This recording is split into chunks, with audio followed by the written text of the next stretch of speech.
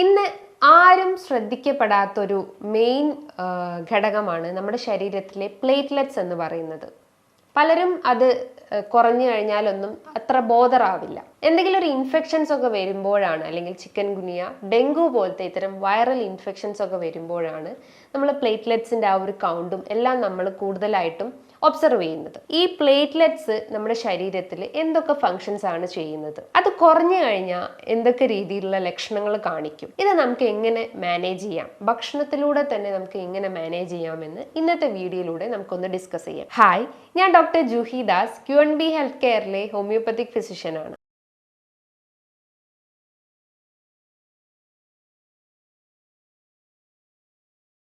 നമ്മുടെ ശരീരത്തിൽ ഒത്തിരി രക്താണുക്കളുണ്ട്. അതായത് RBC, WBC, പ്ലേറ്റ്ലെറ്റ്സ്. RBC എന്ന് പറയുമ്പം red blood cells, WBC means white blood cells. Platelets എന്ന് പറയുമ്പം നമ്മുടെ ശരീരത്തിലെ ഒത്തിരി അധികം ഫങ്ഷൻസ് ചെയ്യുന്നു. അതായത് നമ്മുടെ രക്തക്കുഴലുകൾക്ക് ആ ഒരു സ്ട്രെങ്തൻ ചെയ്യാനും അതിനൊന്ന് ഇലാസ്റ്റിസിറ്റി മെയിൻറ്റെയിൻ ചെയ്യാൻ സഹായിക്കുന്നത് ഈ പ്ലേറ്റ്ലെറ്റ്സ് ആണ്. രണ്ടാമത്തെ ഫങ്ഷൻസ് എന്ന് പറയുമ്പം നമ്മൾ ജസ്റ്റ് ഒന്ന് മുറിവ് പറ്റിക്കഴിഞ്ഞാലോ എന്തെങ്കിലും ഒരു ഇഞ്ചുറി നമ്മുടെ ശരീരത്തിൽ ഏൽക്കുമ്പോൾ ആ ഒരു ബ്ലീഡിങ്, അതിലൂടെ വരുന്ന ആ ഒരു ബ്ലീഡിങ്ങിനെ അറസ്റ്റ് ചെയ്യാൻ അല്ലെങ്കിൽ ആ ബ്ലീഡിങ്ങിനെ കൺട്രോൾ ചെയ്യാൻ സഹായിക്കുന്ന ഒരു മെയിൻ ബ്ലഡ് സെൽസ് ആണ് പ്ലേറ്റ്ലെറ്റ്സ് എന്ന് പറയുന്നത്. ഒരു മൈക്രോ ലിറ്റർ ബ്ലഡിന്റെ അകത്ത് ഏകദേശം 1.5 ലാക്സ് ടു 4.5 ലാക്സ് വരെയാണ് പ്ലേറ്റ്ലെറ്റ്സിന്റെ കൗണ്ട് വരുന്നത്. ഇതിന്റെ ഒരു ലൈഫ് സ്പാൻ അല്ലെങ്കിൽ അതിന്റെ ഒരു കാലയളവ് എന്ന് പറയുമ്പോൾ ഏകദേശം ഒരു 8 to 10 ദിവസം വരെയാണ്. 10 ഡേയ്സ് കഴിഞ്ഞാൽ നമ്മുടെ ശരീരത്തിൽ അത് ഓട്ടോമാറ്റിക്കലി ഡീജനറേറ്റ് ആയി പോകും. ദെൻ എഗെയിൻ ഒരു 10 ഡേയ്സ് കഴിയുമ്പോൾ നമ്മുടെ ബോഡിയിൽ അത് എഗെയിൻ ഫങ്ഷൻ ചെയ്യുന്നു. ജസ്റ്റ് ഒരു മൈക്രോസ്കോപ്പിക് അപ്പിയറൻസ് നോക്കുകയാണെങ്കിൽ അത് ഒരു പ്ലേറ്റ്ലെറ്റിന്റെ സ്ട്രക്ചർ എന്ന് പറയുമ്പോൾ ജസ്റ്റ് ഒരു പ്ലേറ്റ് കമിഴ്ത്തി വെച്ചൊരു അപ്പിയറൻസ് ആയിരിക്കാം. അതുകൊണ്ടാണ് അതിനെ പ്ലേറ്റ്ലെറ്റ്സ് എന്നുള്ള ആ ഒരു ടേം ഡിസ്ക്രൈബ് ചെയ്യുന്നത്. അപ്പൊ എന്തൊക്കെ കാരണങ്ങൾ കൊണ്ടാണ് നമ്മുടെ ശരീരത്തിൽ പ്ലേറ്റ്ലെറ്റ്സ് കുറയുന്നതെന്ന് നോക്കാം. ആദ്യത്തേത് നമുക്ക് പറയാം ഇൻഫെക്ഷൻസ് തന്നെയാണ്. അതായത് viral infections, dengue, malaria, chikungunya പോലത്തെ ഇത്തരം വൈറൽ ഇൻഫെക്ഷൻസ്, അതായത് മൊസ്കിറ്റോ സ്പ്രെഡ് ചെയ്യുന്ന ഇത്തരം വൈറൽ ഇൻഫെക്ഷൻസ് നമ്മളെ ബോഡിയിലുള്ള പ്ലേറ്റ്ലെറ്റ്സിനെ അറ്റാക്ക് ചെയ്യുന്നു.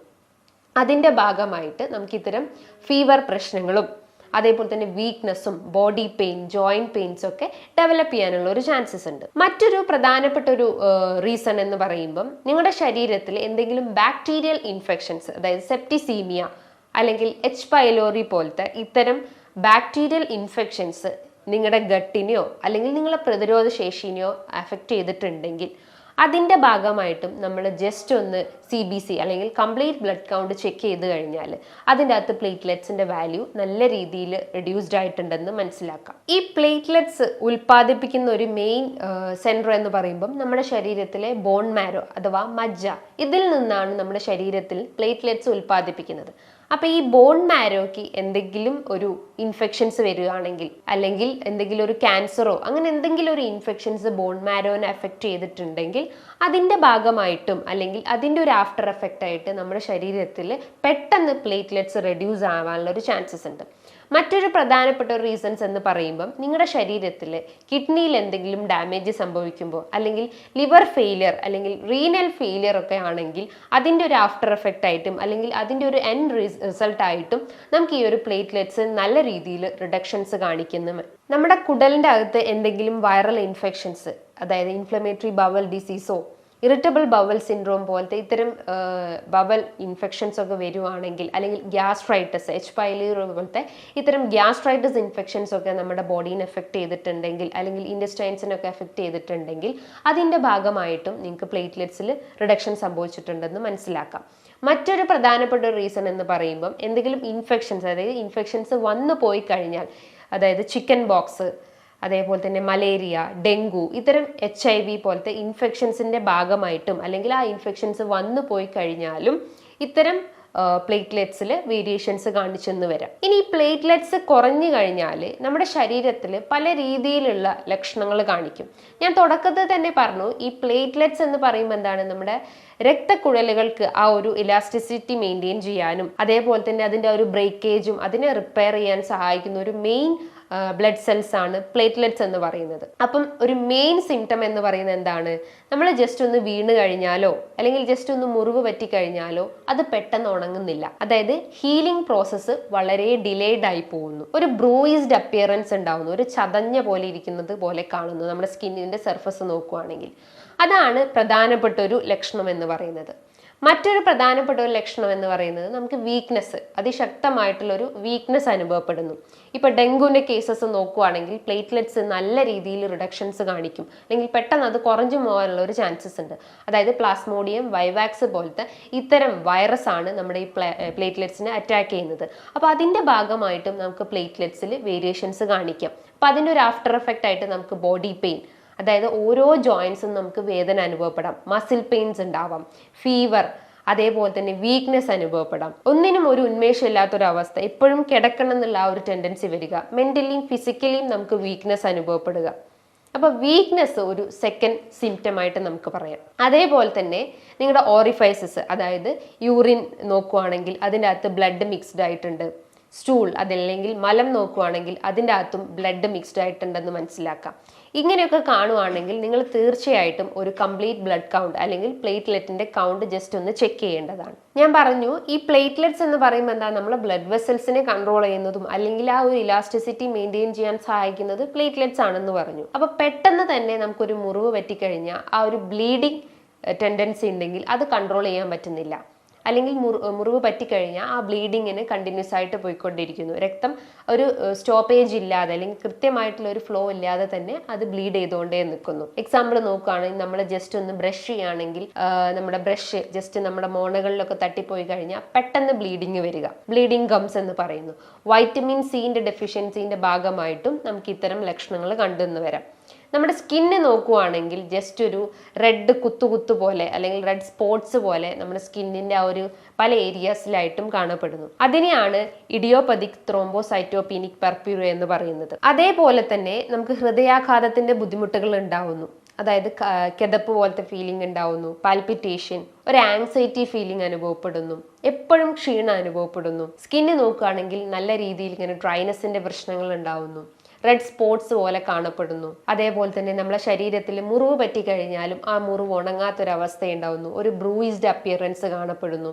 ഇത്തരം ലക്ഷണങ്ങൾ കാണുകയാണെങ്കിൽ നിങ്ങൾ തീർച്ചയായിട്ടും നിങ്ങളുടെ ഒരു ബ്ലഡ് ടെസ്റ്റ് ചെയ്യേണ്ടതാണ്. അതിൻ്റെ അകത്ത് RBCന്റെ കൗണ്ട്, WBCന്റെ കൗണ്ട്, അതേപോലെ തന്നെ മെയിനായിട്ട് നോക്കേണ്ടത് പ്ലേറ്റ്ലെറ്റ്സിന്റെ കൗണ്ട്. ഒരു 1.5 ലാക്ക് മുതൽ 4.5 ലാക്ക് വരെയാണ് നോർമൽ റേഞ്ച് പറയുന്നത്. അപ്പം അതിൻ്റെ ഉള്ളിലാണെങ്കിൽ നിങ്ങൾക്ക് പ്ലേറ്റ്ലെറ്റ്സിൽ ഒരു വേരിയേഷൻസ് ഇല്ല എന്ന് നമുക്ക് മനസ്സിലാക്കാം. പക്ഷേ ഇത്തരം ഡെങ്കു, ചിക്കൻ ഗുനിയ അല്ലെങ്കിൽ malaria, chicken pox, H. Pylori infections ഒക്കെ ഉണ്ടെങ്കിൽ നിങ്ങളെ പ്ലേറ്റ്ലെറ്റ്സിൻ്റെ കൗണ്ട് ഏകദേശം ഒരു 10,000 ബിലോ ആവാനുള്ള ചാൻസസ് വളരെ കൂടുതലാണ്. അപ്പോൾ അതിന് നിങ്ങളുടെ ഡയറ്റിൽ കൃത്യമായിട്ട് ഫോളോ ചെയ്യാൻ ശ്രമിക്കുക. ഡയറ്റ് എന്ന് പറയുമ്പോൾ വൈറ്റമിൻ C അടങ്ങിയിട്ടുള്ള ഭക്ഷണങ്ങൾ എടുക്കാൻ ശ്രമിക്കുക. അതായത് ആൻറ്റി ഇൻഫ്ലമേറ്ററി അല്ലെങ്കിൽ നമ്മുടെ ശരീരത്തിലെ നീർക്കെട്ടിനെ കുറയ്ക്കുന്നതും അല്ലെങ്കിൽ ഫ്രീ റാഡിക്കൽസിനെ കുറയ്ക്കുന്നതായിട്ടുള്ള വൈറ്റമിൻ C അടങ്ങിയിട്ടുള്ള ഭക്ഷണങ്ങൾ എടുക്കാൻ ശ്രമിക്കുക. അതായത് പേരക്ക, നെല്ലിക്ക പോലത്തെ, ഇന്ത്യൻ ഗൂസ്ബെറി പോലത്തെ ഇത്തരം ഫ്രൂട്ട്സ് ഐറ്റംസ് നിങ്ങളുടെ ഡയറ്റിൽ ഉൾപ്പെടുത്താൻ ശ്രമിക്കുക. അതേപോലെ തന്നെ വൈറ്റമിൻ A അടങ്ങിയിട്ടുള്ള ഭക്ഷണങ്ങളും, ക്യാരറ്റ്, അതേപോലെ തന്നെ പംകിൻസ്, അതേപോലെ തന്നെ ലീഫി വെജിറ്റബിൾസ് ഒക്കെ ഉണ്ടെങ്കിൽ അത് നിങ്ങളുടെ ഡയറ്റിൽ ഉൾപ്പെടുത്താൻ ശ്രമിക്കുക. നിങ്ങളുടെ ശരീരത്തിലെ പ്ലേറ്റ്ലെറ്റ്സിനെ ബൂസ്റ്റപ്പ് ചെയ്യാൻ വേണ്ടിയിട്ട് നിങ്ങളുടെ ഡയറ്റിൽ ഉൾപ്പെടുത്തേണ്ട ഒരു മെയിൻ ഇൻഗ്രീഡിയൻ്റ് ആണ് പപ്പായ. പപ്പായൻ്റെ ലീഫ് ജസ്റ്റ് ഒന്ന് ഗ്രൈൻഡ് ചെയ്തിട്ട് അത് ജസ്റ്റ് ഒന്ന് എന്തെങ്കിലും ആഡ് ചെയ്തിട്ട് അല്ലെങ്കിൽ ജസ്റ്റ് ഒന്ന് വാട്ടറിൽ മിക്സ് ചെയ്തിട്ട് ഡയല്യൂട്ട് ചെയ്ത് കുടിക്കുകയാണെങ്കിൽ പ്ലേറ്റ്ലെറ്റ്സിൻ്റെ കൗണ്ട് നല്ല രീതിയിൽ ബൂസ്റ്റപ്പ് ചെയ്യാൻ പറ്റുന്നതാണ്. അതേപോലെ തന്നെ നിങ്ങളെ ഫ്രൂട്ട്സ് ഐറ്റംസ് നോക്കുകയാണെങ്കിൽ നിങ്ങളുടെ ഡയറ്റിൽ ഉൾപ്പെടുത്തേണ്ട ഒരു മെയിൻ ഇൻഗ്രീഡിയൻ്റ് എന്ന് പറയുന്നത് പാഷൻ ഫ്രൂട്ടാണ്.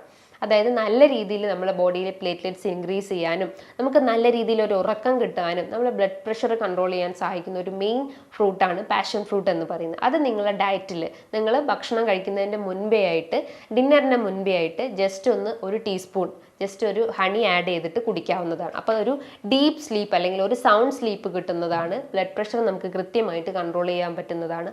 അതോടൊപ്പം തന്നെ ഈ പ്ലേറ്റ്ലെറ്റ്സ് നമുക്ക് ഇമ്പ്രൂവ് ചെയ്യാൻ സഹായിക്കുന്നതാണ്. അതേപോലെ തന്നെ മറ്റൊരു മെയിൻ ഫ്രൂട്ട് ഐറ്റമാണ് മാതളം.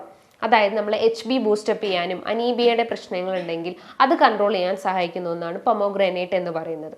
ഒരു പൊമോഗ്രാനൈറ്റ് അതിൻ്റെ അകത്തേക്ക് ഒരു ടീസ്പൂൺ ജസ്റ്റ് ഒരു അലോവേറ മിക്സ് ചെയ്തിട്ട് നന്നായിട്ട് മിക്സ് ചെയ്തതിന് ശേഷം നിങ്ങളുടെ ഭക്ഷണത്തിൻ്റെ മുൻപേ ആയിട്ട് കഴിക്കാൻ ശ്രമിക്കുക.